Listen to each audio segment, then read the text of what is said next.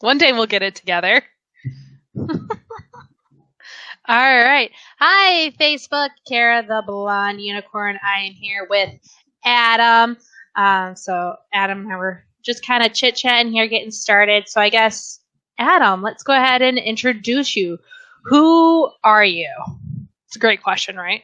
Yep. I am Adam Sadiq. I'm the creator of That's a Wrap. I am from Kansas City. I have been playing board games for probably about 6-ish years now, but I'm very new still to the whole kind of industry.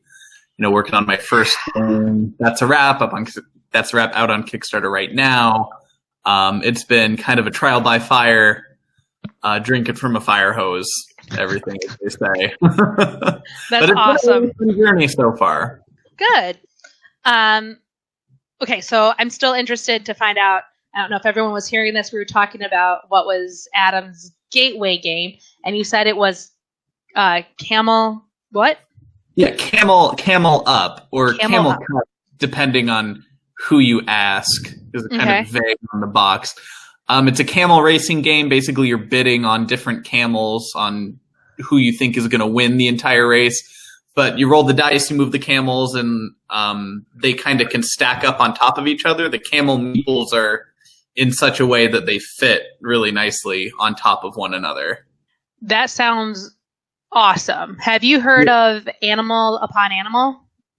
No, I have not. It's a game by Haba, and you're stacking animals on top of each other. So it kind of sounds very similar. It's probably my gateway game. Yeah.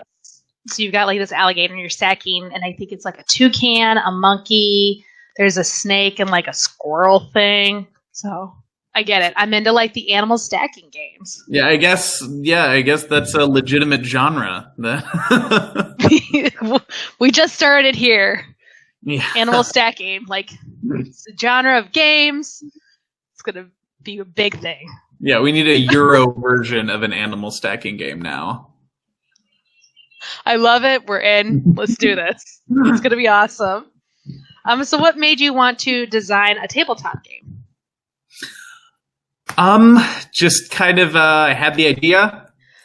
Thought it'd be kind of fun to create a game that was a theme of something that didn't exist so far as I had known at that kind of early point in my gaming experience. It's just a really nice creative outlet to, kind of explore that. I've always been a very creative guy. I like making things. I like tinkering with things. So this really kind of hits all those boxes as far as like, it's a nice little creative endeavor to do. And it's been fun. It's been a challenge. A lot of like learning as far as like design best practices, some entrepreneurial stuff, business sense, and a lot learning a lot about board games and the industry and the people and everything like that. That's pretty awesome. How long have you been working on this game? Oh, we are just coming up, I think, on almost 4 years now. It would have been like winter of 2015, I think, is when I came up with it. 4 years on the same? Yeah. That's awesome. So, like, when Brian does a game, like, that sucker out in like a year. So I like took your time. It's probably why your game looks as good as it does. You took that is your time. That is not me. That is not me, but I appreciate that. Yeah, that's pretty awesome. As much as we all like wish that working on games like be realistic and pay all of our bills and it's something we can do every day, it's not necessarily realistic. So like, what do you do during the day? And have you found that whatever it is that you do, oh, that sounded weird. Whatever you do during the day helps you be creative with your game? I work kind of in the banking industry. Okay. So it's very much not related to anything board game at all. No. But It's a really good. I think I said before, it's kind of an outlet for me. Yeah. For that, it's nice to have something that I can create and be creative with, because it's a very, very kind of business-like job that I have, where everything's very by the book, very standard. So it's nice to have a creative kind of almost side job, really, at this point, to go to. And that's what really energizes me. One thing that has, I guess, been helpful from this job is just the ability to network and talk to a lot of different people. That's kind of, I guess, translated over to my journeys in the board game industry so far. It was pretty awesome. I don't know if you saw it, but Megan said, Adam, you are so committed. Teach us your patience. So Megan's one of my really good friends, and she is working on her first game. So what kind of advice do you have for her moving forward? So as far as game design, one of the best pieces of advice I think I would say is that just be open. Keep working, be open, because good ideas are everywhere. They can come from anywhere, from anyone. And the more open you are, the more likely you are to get to that, what I think of as the final aha moment. There's going to be several points where a game, especially in the early phases, kind of doesn't work, where you're still figuring things out. You're going to find things that are wrong, things that you want to fix, but you don't know how to fix. Just hammering away at those issues, eventually you will get to that moment where you've kind of cracked the code, you've figured out the one thing that was wrong is now right, and the game is at least as far finished as you can tell. And I think that's another piece of advice, is the game will never be finished. No, you're constantly changing and finding ways to tweak it. So yes, 100%, never done. Exactly. Like it takes a lot to decide that you're done and putting it up on Kickstarter. I mean, I've still changed like very, very small things, obviously, but there are still things that I've changed since it's been up. Oh, I don't doubt that. Cool. Yeah, that's like the nice thing when you get to be creative and you have your own outlet, that you can constantly be working on it and it can evolve and become something entirely different. It's probably why we love doing it, because it gives us that outlet that, as you said yourself, in your daytime job, you don't really have that outlet. So it's really cool. I like it. It's really cool. So, as I'm guessing, since you started playing games 6 years ago and you've been working on this game for 4.5 years, It's a Wrap is probably your first game? Yes, definitely. Do you have any other games?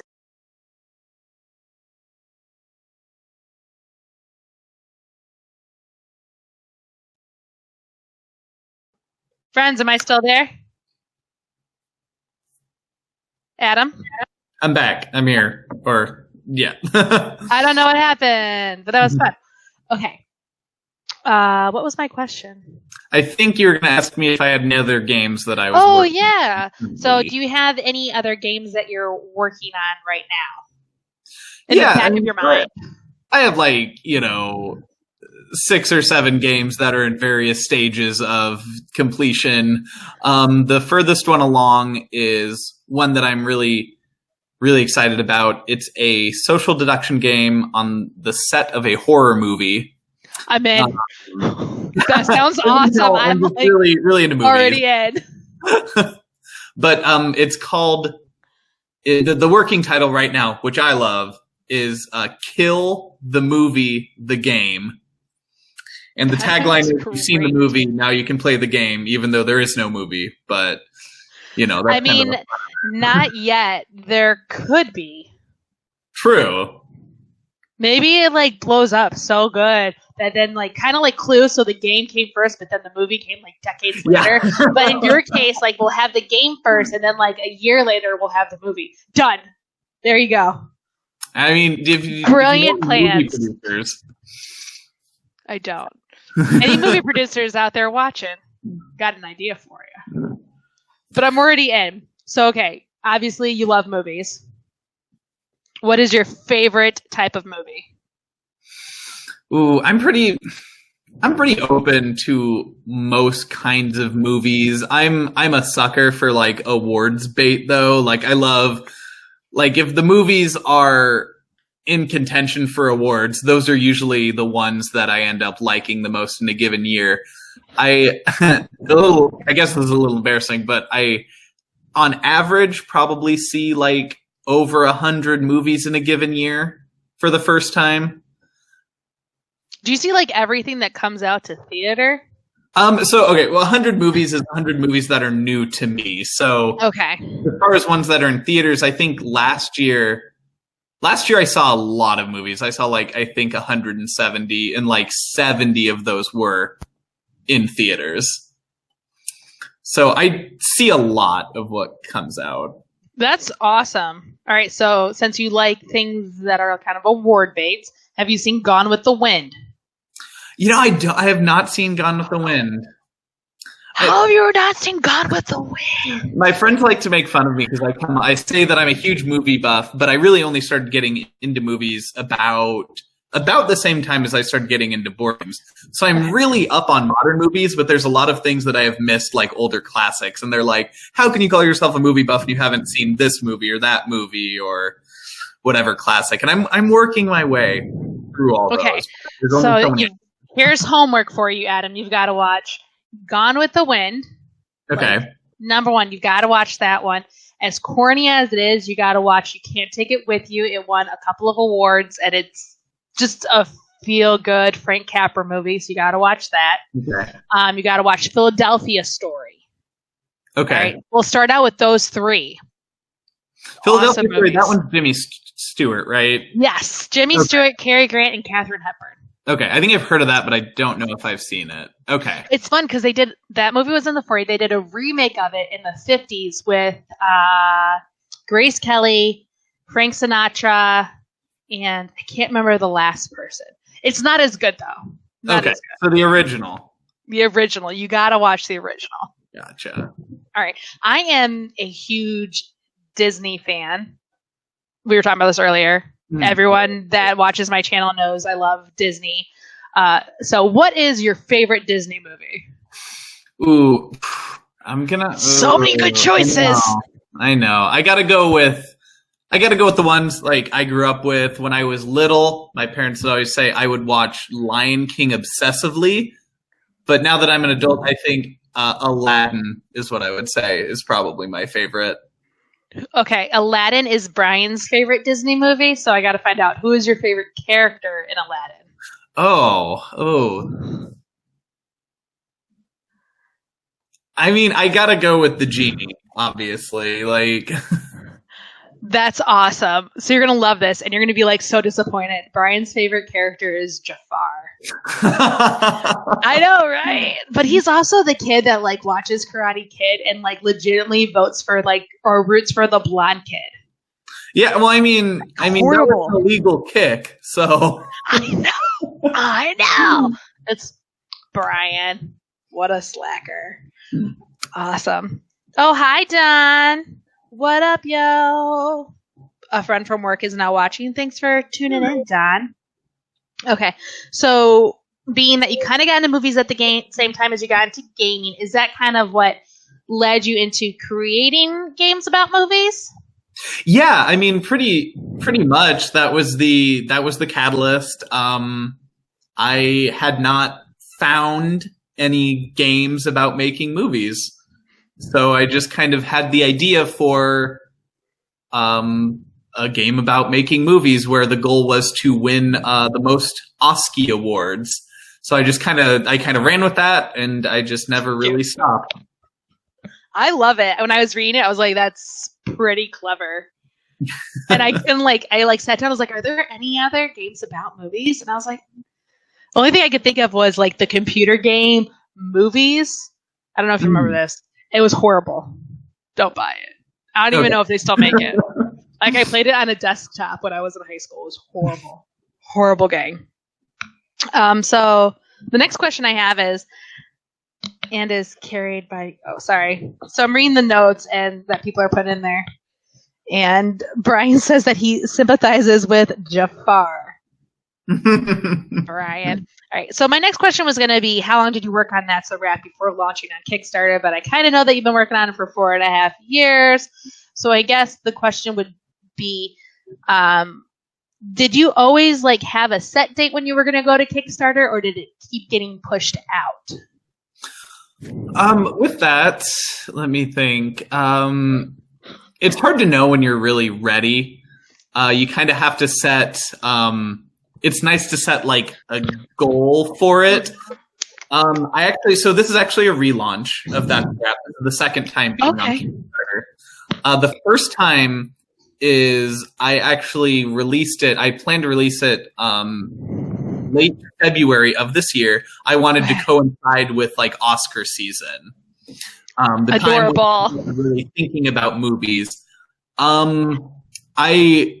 So with that, we had a goal of about $13,000. We made about 67, I think, of that. Okay. So a little under or a little over halfway, something about that, about 15 days into the campaign. That's cool. Yeah, it was okay, but I thought that I could do better. I had learned a lot from that initial launch. Okay. So I canceled it, and then I kind of regrouped. I fixed a lot of things, and then I put it back on Kickstarter now. And the reason I chose now, because I wanted it to be this year. I wanted it to be before all of the holidays. Yeah. And this was just a date that ended up working as far as like work schedule and stuff, when I kind of that Tuesday is one that I could have realistically taken off work. The ones around it I couldn't have. So it kind of ended up working that way. That's kind of cool. What things did you end up changing and tweaking between the February Kickstarter and the current one? I invested a lot more in marketing. Back then, and I engaged social media so much more this time around, and that's made a really huge difference, I think. It's amazing what social media can do. Yeah, and I'm still figuring it out completely, because I still feel like I know maybe 5% of it, and I think that even may be generous. But marketing is so key. I actually brought on someone to kind of run my marketing for me. Oh, cool. And that was I think a big game changer, having my marketing person and getting my artist more involved with the business side, having a group instead of kind of doing it alone, as I more or less was trying to do in the beginning. Okay. Yeah, having it's a team. It's always nice to have help. Oh, yeah. Yes. You're not like feeling so alone in all of it, which is pretty sweet. So there are a ton of cards and a ton of different combinations. I can't remember what I read on the Kickstarter, but it was like thousands of different outcomes or whatever. So how difficult was it to come up with so many different options? So with that, I actually kind of approached it from a mathematical sense. So you see with like how each of the cards has different values on them, like a money value and an awards value. With that, I kind of, there you go. There's top of their game, 5 and 5. That's the max for both, for the actors at least. Yeah, so with that, I plotted out all of the different kind of like values. You know, you could have like 1 and 4, 2 and 3, 3 and 5, that kind of thing. So I kind of thought, I tried my best to plot out what is kind of an archetype for that pairing. So, for example, 5 and 5, like you showed, is top of their game. The top of their game actor. For the script, it's a masterpiece. And then something like 4 money and 1 for awards is the lowbrow comedian, because he's going to bring in a lot of money, but he's going to be not great for awards. What else is there? I'm trying to think. There's like won money and 2 awards for the child actor. Can we just comment on the beard on this method actor? Yeah. That is some Charleston Heston action, and I love it. Okay, my cat is attacking me. Hi, baby. Mommy's doing an interview. Sorry, she like really wants to sit on my lap right now. Oh, you're good. I'm actually cat sitting for one of my friends right now. Not right now, but this week I've been just checking in on the cat. So. Oh, okay. So like they're interesting creatures. She's like needy, and then other times she's like, no. Right. Yeah. Like, all right, whatever. I went over apparently and watched the football game on Monday to take care of the cat, and then there were times where she would come sit, and then other times she would just like run away into the other room and try to get her, and she would like claw at us. So yeah, cat. Anyway, back to the cards. Back to the game. What we're really here for. Right. For coming up with the ideas, I just kind of for the actors and the scripts, I looked at all those combinations and I found the best fit for kind of each one. So that was how the money or how the combinations came out for that. For all the studio cards, I just kind of like made a list of cards I thought were fun.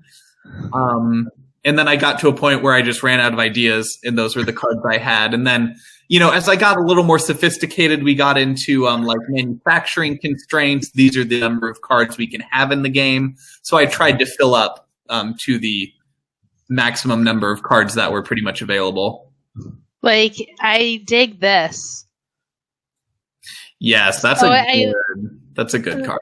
This is a good card. So tell us about like the little one. Oh yeah, so that's kind of like an awards modifier. That is a studio card. It's a card that you can play on yourself to help your movie, or you could play another studio card, on someone else to kind of mess theirs up. So best makeup and hair, that would be a good one. It would increase the awards potential of your movie. Whereas something like ruined in post is another one. You'd play that on someone else because it kind of messes with their movie. I love it. Yeah, reshoot someone's movie to a different genre. All the reshoot cards are super fun because it's like half of it is like the spooky reshoot is really fun because half of it is like it shows what happened before, so it's like a couple like kissing in an embrace, and then the other one, after it's been reshot into a horror movie, is like a vampire going after her neck. I love it. That's pretty awesome. I love how creative you are. I'm happy that you found this outlet because definitely making the world a better place with all of this. So who is your artist and how did you find them?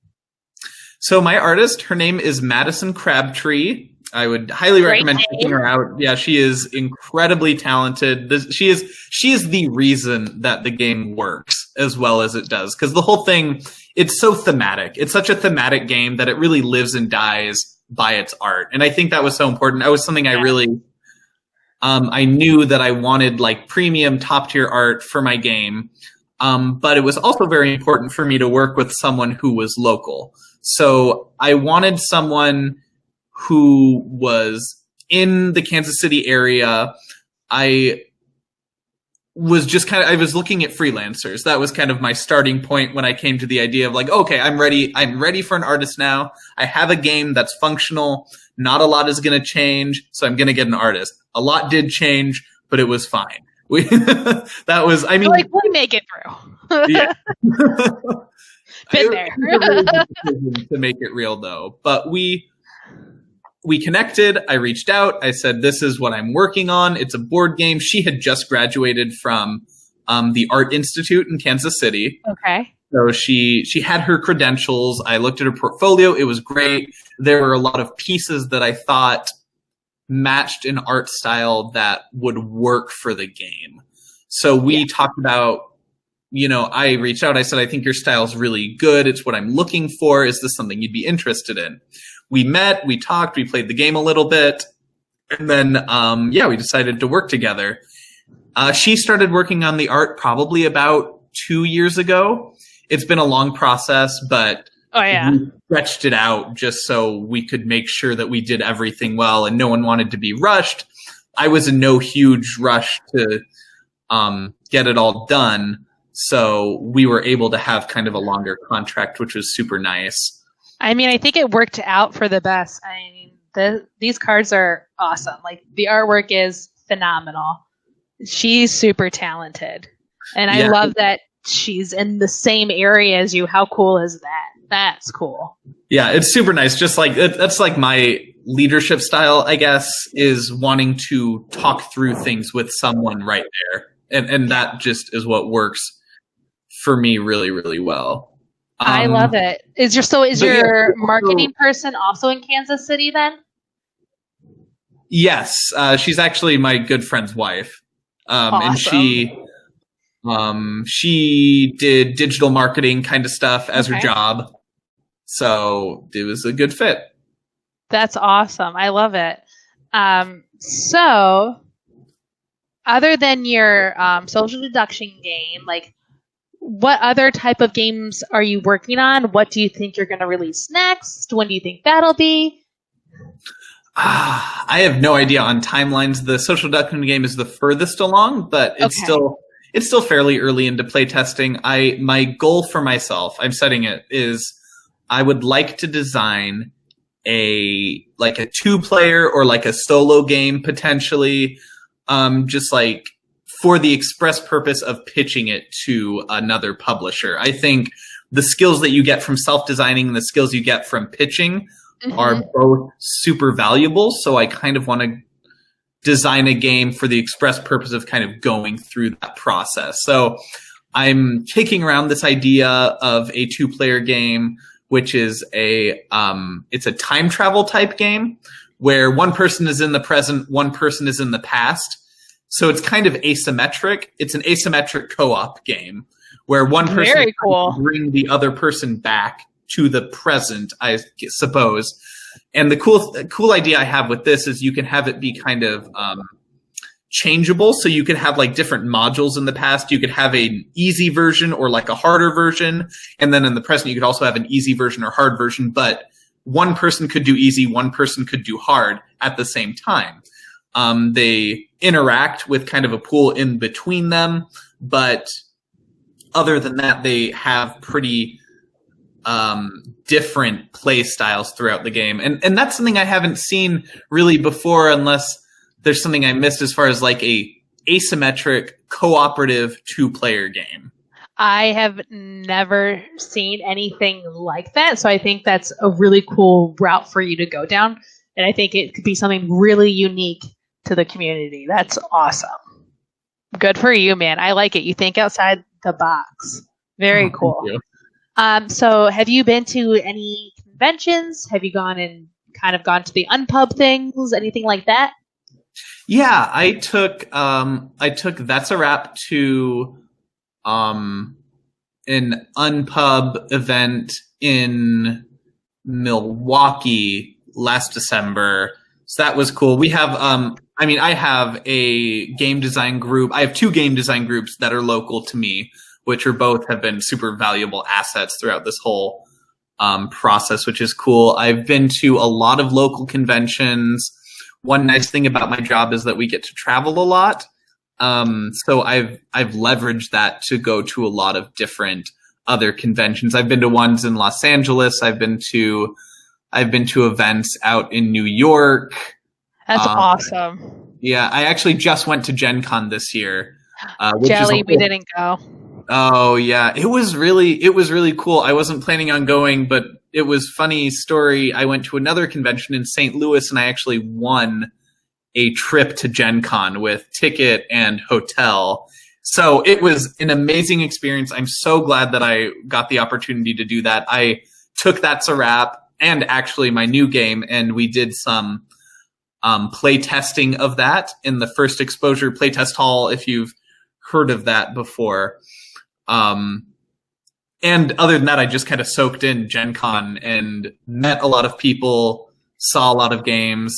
It was really, really cool experience. I love going to conventions. I love them. I love going, and then it's fun because then you meet these people in a real life that like you've only talked to over the internet, and then I feel like I know them and I'm a hugger. So like I just go up and I'm like, hi, hug me. I know you. Ooh, sorry. Hope you're a hugger. I did it to Scott Conley, so hope he's okay with that. And I did it to Michael Petrie. I was like, oh, hi. So I love that you've like gone out and you've talked to people and you're doing awesome. That's good for you, man. I'm excited for you. So you are currently on Kickstarter. Yes. How many days do you have left?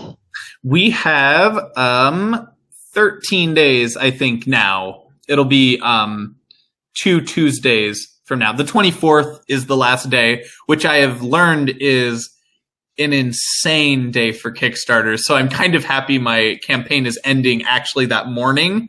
Yeah. So it won't have to compete with any of that craziness. That's good. That's good. And if I remember correctly, you are funded, right? Yes. Yeah, we actually we funded in the first 48 hours, which is really cool. It means we get to add a little add-on, a free movie clapper for all backers. That's awesome. Yeah, I'm super, super pumped to bring that to everyone. And my manufacturer says that it will clap. So that's awesome. Super excited. Sorry, I'm being needy. World, this is Yuhova. Yuhura, are you gonna leave mommy alone? She like literally won't leave me alone. That's awesome that you guys are doing clappers as your stretch goal. That's cool. I want one. Brian, make sure. That's awesome. Good for you. Do you guys have so where are you publishing at? Are you doing it locally? Are you publishing from overseas? Like printing everything? Yeah, we have our manufacturer will be in China, and we're going to be going with, I think, Quartermaster Logistics, so pretty standard industry people. It was very important to go through everything very standard, follow all the best practices, companies that people have worked with before. I made very sure to vet everything that I did just to make sure that everything is going according to plan, and so far it still is. That's awesome. And there's still so much more to go, and it's cool. A learning curve. Definitely, especially because it's your first Kickstarter, so it's yeah, definitely. Yeah, our first one, we decided that we were gonna just have the cards printed, and then I made all of the packaging. So I made bags. Oh, I have one hanging up over here. Never again. Never again. Yeah, that sounds crazy. And I used my Cricut and my Cricut press, and I put our logo on there of our company of Glacier Games and the game logo. I'm sure your arm was very tired by the end of that. Yeah, and we weren't expecting to do as many games as we did. And I was like, oh no, I have to make so many of these. I don't want to do it. Luckily, Mom's a champ. She came over, helped me cut them all out and pin them all. Yeah, never again. You and your box. So one of your stretch goals was upgrading your box, right? Yep. That we just hit that one. So that was awesome. Really exciting. So what makes that box special? So what we're adding to the box now is linen finish. Okay. And some foil stamping, so it'll be shiny. The shiny parts should be shiny. I have sparkly disorder, so I'm digging it. Shiny, must stare. All right, cool. Well, thanks for doing this with me and hanging out with me. Those of you watching, go on over to Kickstarter, check out his game.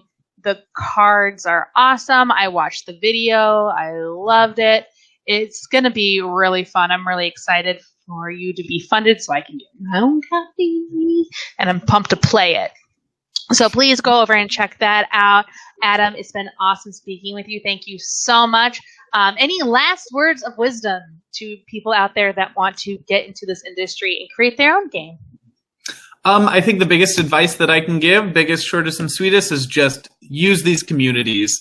The social media communities, the in-person communities. You mentioned, there's so many great relationships that you can get from these. And that's one of the biggest things you got to use it. People are so nice. People are so willing to help. It's amazing because